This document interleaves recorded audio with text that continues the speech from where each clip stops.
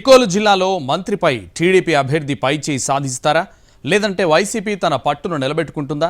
YCP అమలు చేసిన సంక్షేమ పథకాలు, కిడ్నీ రీసెర్చ్ సెంటర్ ఏర్పాటు అప్పులరాజుని కలిసొస్తుందా?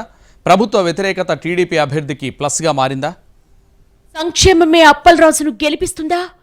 వైసీపీ తప్పిదాలే టీడీపీకి వరంగా మారాయా? గౌతు లచ్చన్న వారసత్వాన్ని శిరీష కొనసాగిస్తారా? వైసీపీ ప్లస్లేంటి, టీడీపీ మైనస్లేంటి?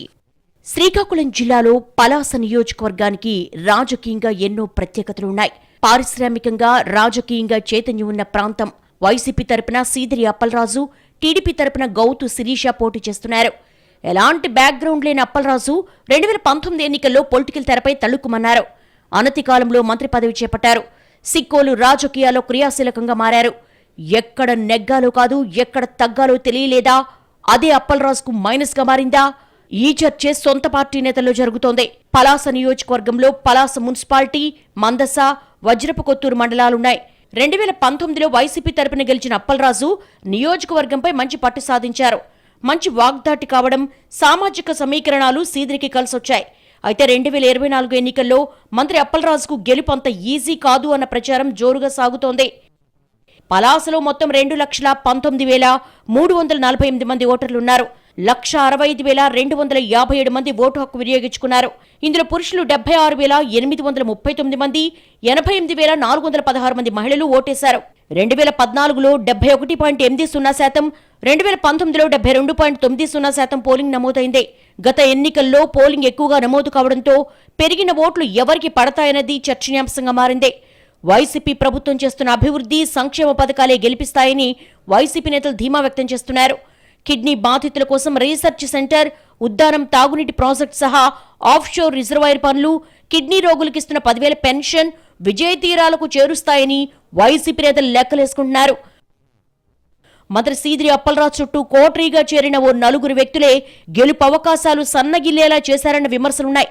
పలాసలో వైసీపీ గెలుపు గ్యారంటీ అనుకుంటే పోలింగ్ నాటికి పరిస్థితులు మొత్తం మారిపోయాయని వైసీపీ నేతలు చెప్పుకున్నారు. 2019లో అప్పలరాజు గెలుపు కోసం కష్టపడిన కాళింగులను వ్యూహాత్మకంగా దూరం చేశారు. కాళింగులే పలాస నియోజకవర్గంలో డిసైడింగ్ ఫ్యాక్టర్. మంత్రి కోటరీలో ఉన్న నేతలే కాళింగుల్లో పట్టున్న నేతలను పొమ్మల్లేక పొగబెట్టినట్టుగా ప్రచారం జరుగుతోంది. రహదారుల విస్తరణ చేయకపోవడం, భూ కబ్జాలు చేయడం, ఎదురు తిరిగితే దాడులు చేయడం వంటివి వైసీపీకి మైనస్గా మారాయి. పలాస రూరల్, మందస, వజ్రపు కొత్తూరులో వైసీపీ బలంగా ఉన్న పలాస మున్సిపాలిటీల్లో కేడర్ దూరమైంది. బలమైన కేడర్ ఉన్నప్పటికీ నాయకత్వ లోపం టీడీపీని వేధించినట్టుగా తెలుస్తోంది. టీడీపీ అభ్యర్థి శిరీష ఒంటెత్తు పోకడలు, స్థానికంగా ఉండకపోవడం, పార్టీ కార్యక్రమాలకి ఇలా వచ్చి అలా వెళతారన్న అపవాదును మూటగట్టుకున్నారు. సరైన ప్రణాళికలు లేకపోవడం, అచ్చెన్నాయుడు ఫ్యామిలీ నుంచి డైరెక్షన్ కోసం వేచి చూడడం మైనస్ అంటున్నారు. జనసేన నేతలు సంపూర్ణంగా మద్దతివ్వడం, మత్స్యకార, అగ్నికుల క్షత్రియులు టీడీపీ వైపు మొగ్గు చూపడంతో తామే గెలుస్తామని టీడీపీ నేతలు లెక్కలేసుకుంటున్నారు. మందస, వజ్రపు కొత్తూరు మండలాల్లో మంచి మెజార్టీ వస్తుందని, పలాస పట్టణంలో టీడీపీతో సమానంగా ఓట్లొస్తాయని వైసీపీ నేతలు అంచనా వేస్తున్నారు. అటు టీడీపీ నేతలు పలాస పట్టణంతో పాటు వజ్రపు కొత్తూరులో భారీగా ఓట్లు పడ్డాయని, తమదే గెలుపని గౌతు శిరీష అనుచరులు చెప్తున్నారు. మంత్రి అనుచరులు సాగించిన అరాచకాలే తమకు ప్లస్గా మారాయని తమ్ముళ్లు అంటున్నారు. సుదీర్ఘ రాజకీయ అనుభవం ఉన్న కుటుంబం కావడం, ప్రజా వ్యతిరేకత గెలిపిస్తాయని టీడీపీ నేతలు ధీమా